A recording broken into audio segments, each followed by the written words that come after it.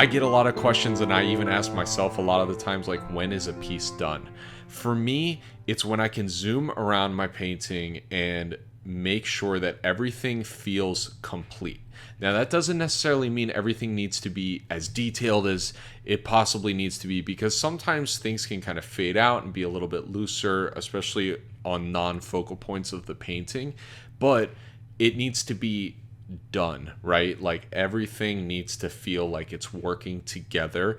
And obviously your focal point, which in this case was the character's face and her hands and the creature, needed to look really solid, and you need to be happy with it, most importantly. You don't want to say something's done when you're still kind of unhappy with pieces of the painting.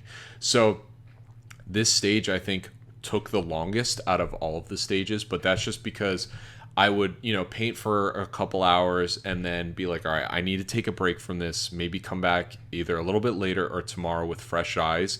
And what that helps me do is see the painting from a new lens. It helps me really see something that I may have been frustrated with or confused about.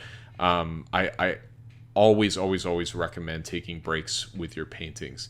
The other thing that helps at this stage as well is making sure you're flipping your canvas back and forth, because that obviously helps you see the painting from a new perspective, even while you're still working. And it's just very helpful.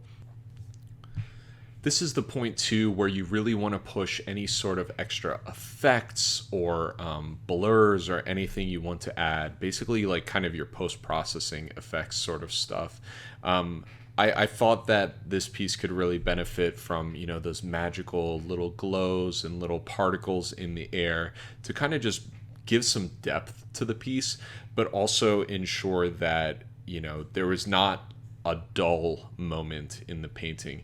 It's okay to leave negative space, obviously, but you really want to make sure, as I said before, that your painting feels balanced and that everything feels like it's